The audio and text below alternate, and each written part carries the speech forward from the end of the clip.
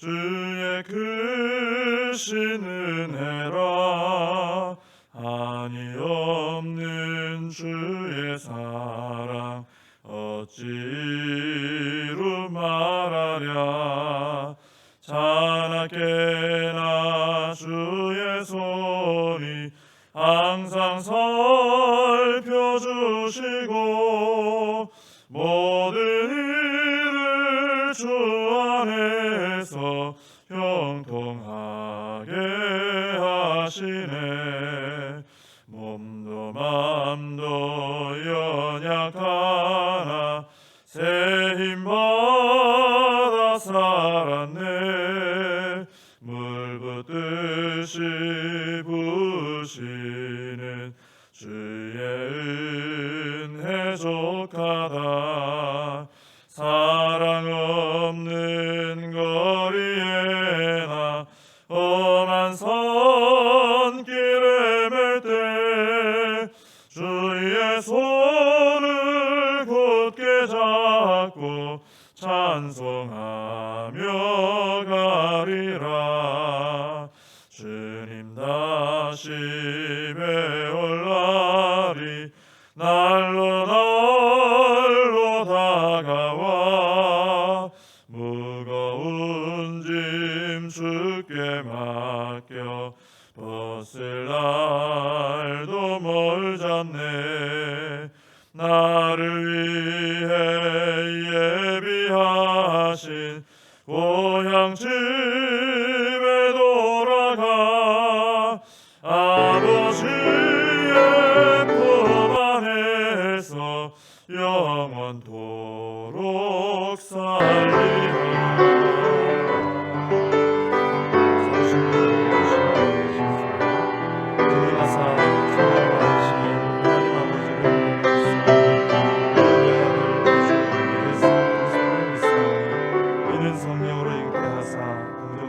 마리아에게 나시고 본디오 빌라도에게 고난을 받으사 십자가에 못 박혀 죽으시고 장사한 지 사흘 만에 죽은 자 가운데서 다시 살아나시며 하늘에 오르사 전능하신 하나님 우편에 앉아 계시다가 저리로서 산 자와 죽은 자를 심판하러 오시리라.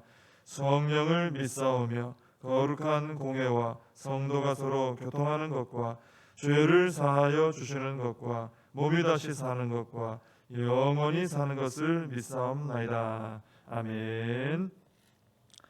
예레미야서 16장입니다.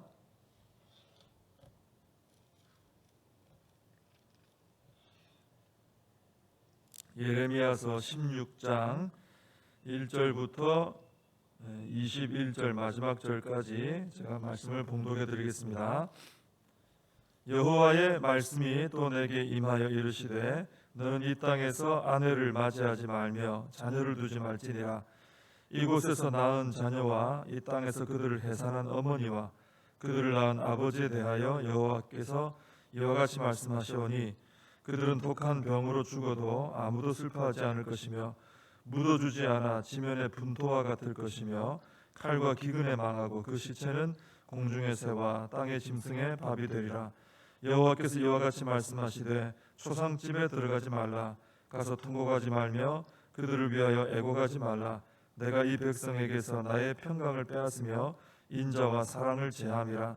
여호와의 말씀이니라. 큰 자든지 작은 자든지 이 땅에서 죽으리니 그들이 매장되지 못할 것이며 그들을 위하여 애곡하는 자도 없겠고 자기 몸을 베거나 머리털을 미는 자도 없을 것이며 그 죽은 자로 말미암아 슬퍼하는 자와 떡을 떼며 위로하는 자가 없을 것이며 그들의 아버지나 어머니의 상사를 위하여 위로의 잔을 그들에게 마시게 할 자가 없으리라. 너는 잔치집에 들어가서 그들과 함께 앉아 먹거나 마시지 말라. 만군의 여호와 이스라엘의 하나님께서 이와 같이 말씀하시니라. 보라, 기뻐하는 소리와 즐거워하는 소리와 신랑의 소리와 신부의 소리를 내가 내 목전 내 시대에 이곳에서 끊어지게 하리라. 내가 이 모든 말로 백성에게 말할 때에 그들이 내게 묻기를 여호와께서 우리에게 이 모든 큰 재앙을 선포하시면 어찌 됨이며 우리의 죄악은 무엇이며 우리가 우리 하나님 여호와께 범한 죄는 무엇이냐 하거든 너는 그들에게 대답하기를 여호와께서 말씀하시되 너희 조상들이 나를 버리고 다른 신들을 따라서 그들을 섬기며 그들에게 절하고 나를 버려 내 율법을 지키지 아니하였음이라. 너희가 너희 조상들보다 더욱 악을 행하였도다. 보라, 너희가 각기 악한 마음에 완악함을 따라 행하고 나에게 순종하지 아니하였으므로 내가 너희를 이 땅에서 쫓아내어 너희와 너희 조상들이 알지 못하던 땅에 이르게 할 것이라. 너희가 거기서 주야로 다른 신들을 섬기리니 이는 내가 너희에게 은혜를 베풀지 아니함이라 하셨다 하라. 여호와의 말씀이니라. 그러나 보라 날이 이르리니 다시는 이스라엘 자손을 애굽 땅에서 인도하여 내신 여호와께서 살아계심을 두고 맹세하지 아니하고 이스라엘 자손을 북방 땅과 그 쫓겨났던 모든 나라에서 인도하여 내신 여호와께서 살아계심을 두고 맹세하리라. 내가 그들의 조상들에게 준 그들의 땅으로 인도하여 드리리라. 여호와의 말씀이니라. 보라, 내가 많은 어부를 불러다가 그들을 낫게 하며 그 후에 많은 포수를 불러다가 그들을 모든 산과 모든 언덕과 바위 틈에서 사냥하게 하리니 이는 내 눈이 그들의 행위를 살펴보므로 그들이 내 얼굴 앞에서 숨기지 못하며 그들의 죄악이 내 목전에서 숨겨지지 못함이라. 내가 우선 그들의 악과 죄를 배나 갚을 것은 그들이 그 미운 물건의 시체로 내 땅을 더럽히며 그들의 가증한 것으로 내 기업에 가득하게 하였음이라.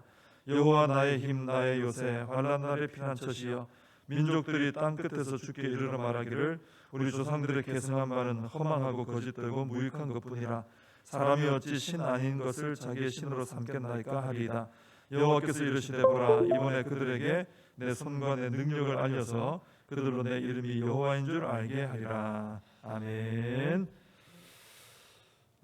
오늘 16장 이제 전체 말씀을 같이 보시는데 1절에서 9절까지를 보시면은 하나님께서 예레미야에게 세 가지를 하지 말라 그러시죠.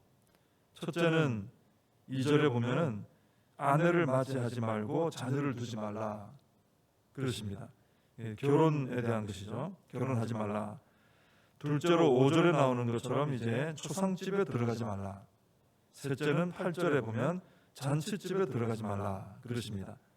결혼과 장례와 잔치 이 일을 하지 말고 그 자리에 가지도 말아라. 사실 이 결혼, 장례, 잔치 이것은 우리 사람들이 이 세상 살아갈 때 늘 일어나는 일이죠. 매일 하는 것은 아니지만 인생 속에서 항상 우리 삶 속에서 사회 속에서 일어나는 일들입니다. 늘 일상적으로.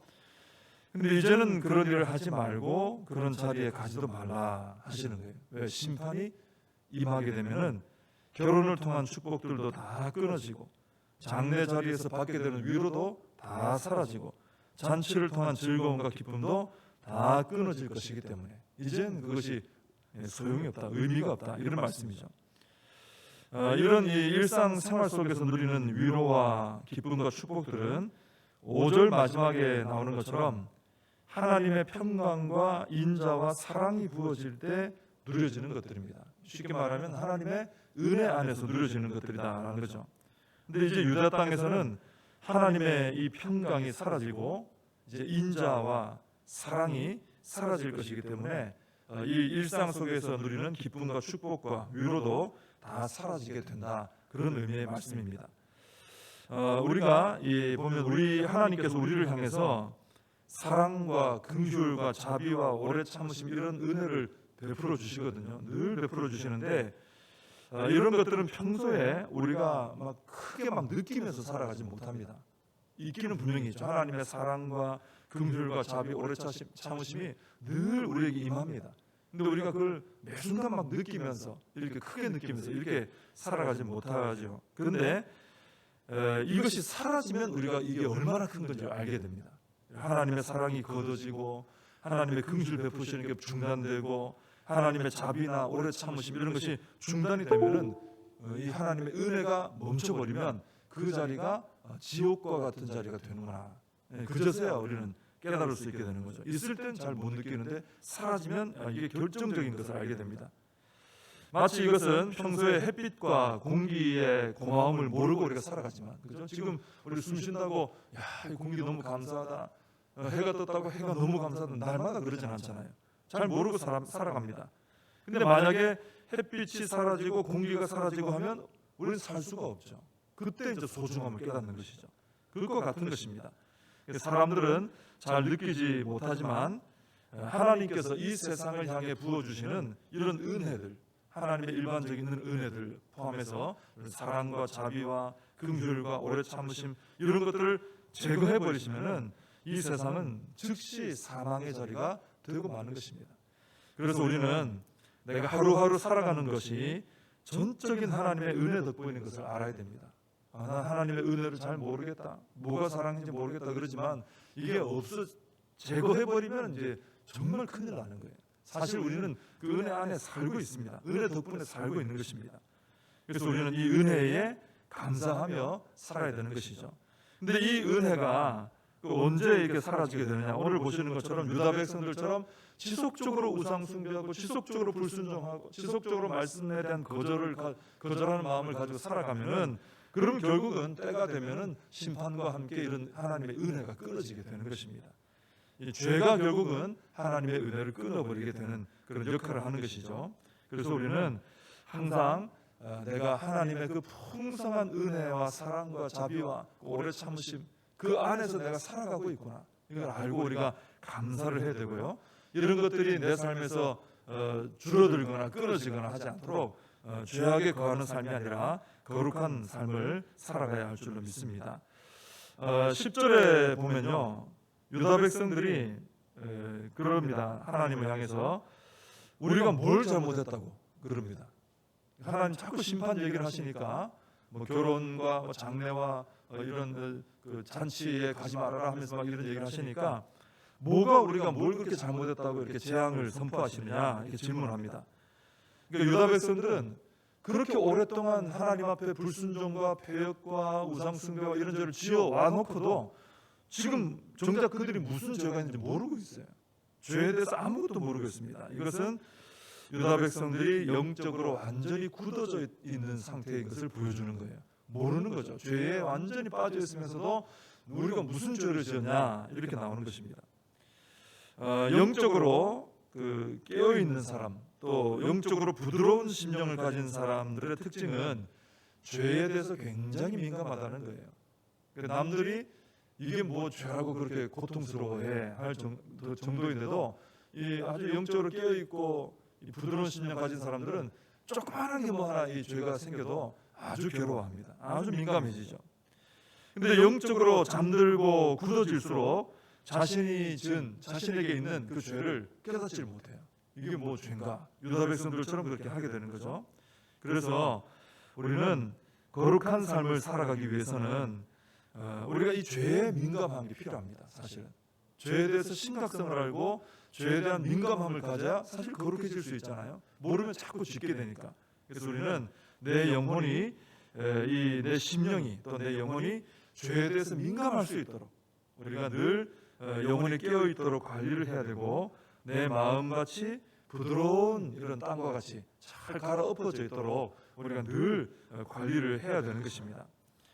하나님께서는 유다 백성들의 그 질문, 우리가 무슨 죄가 있습니까? 했을 때 그 질문에 대해서 11절 12절에서 그런 말씀을 해주십니다. 너희 조상들이 우상숭배를 쭉 해왔는데 너희는 그 조상들보다 더 악하다. 너희들은 더 악하다.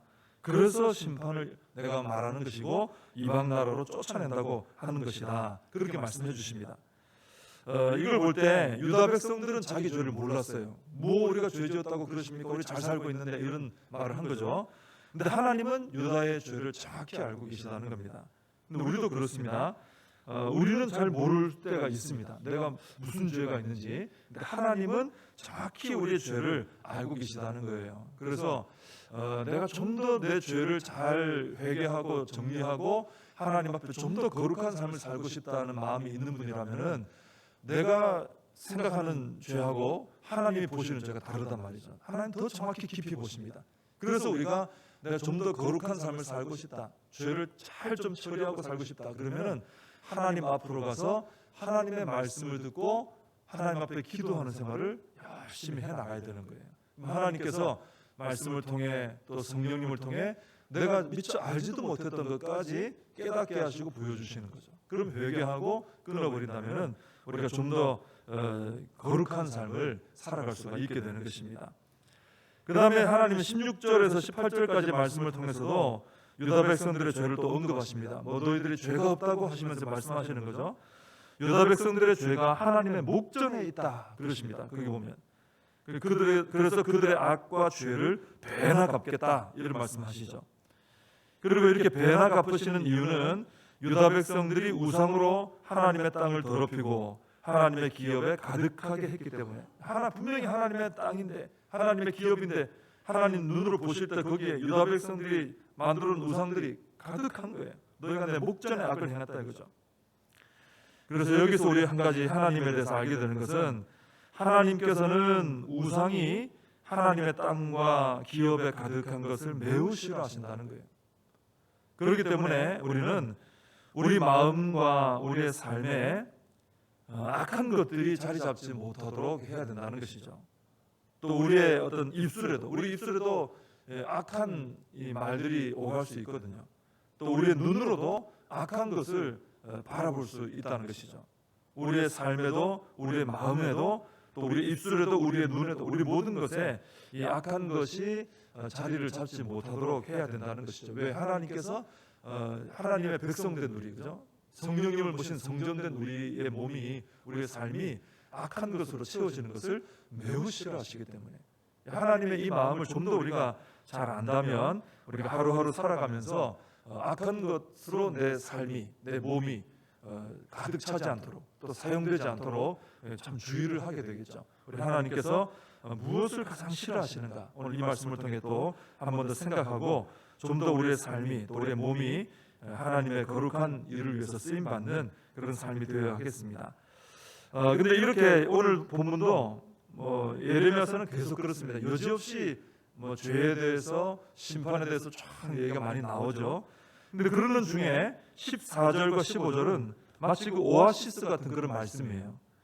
거기 보면 날이 이르면 하나님께서 포로로 끌려간 유다 백성들을 다시 돌아오게 하신다는 은혜의 말씀이 나오고 있습니다. 계속 앞뒤로 죄에 대해서 심판에 대해서 나오는데 14, 15절은 참 이 약속에 대한 소망에 대한 말씀이에요.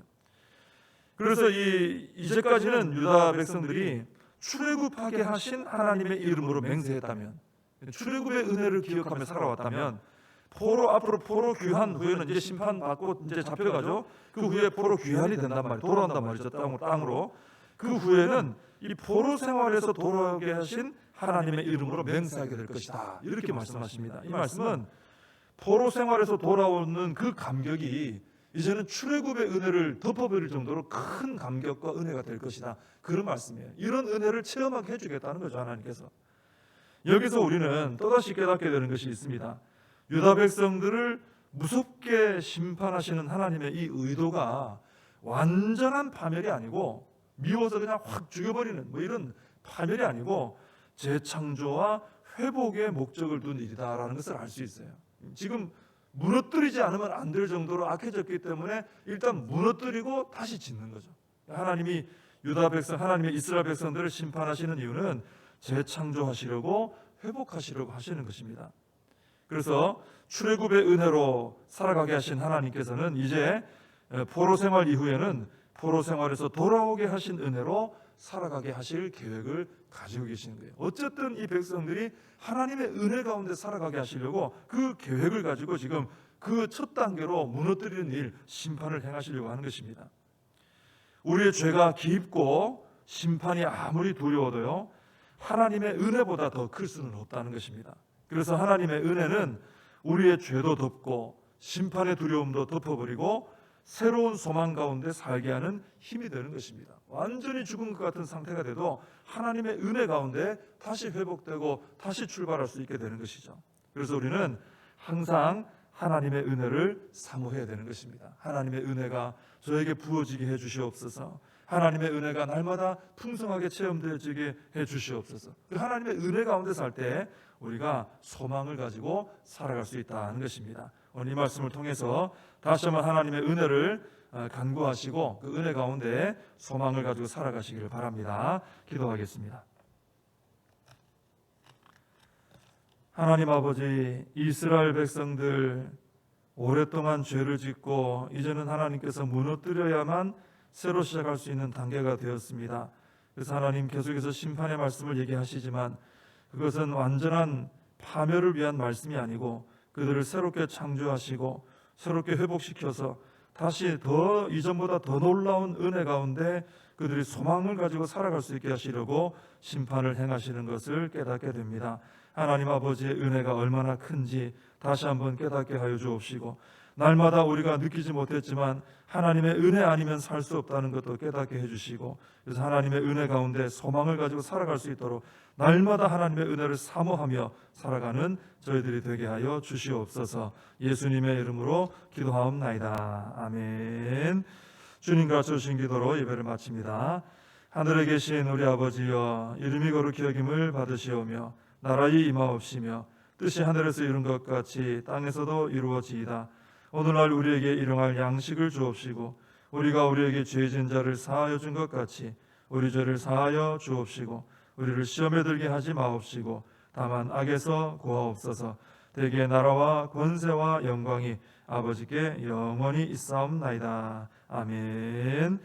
오늘 말씀 붙들고 기도하시고 우리나라와 민족을 위해 이 코로나 사태가 속히 해결되어질 수 있도록 기도해 주시고, 또 우리 교회와 우리 다음 세대 우리 사명을 붙들고 함께 기도하겠습니다.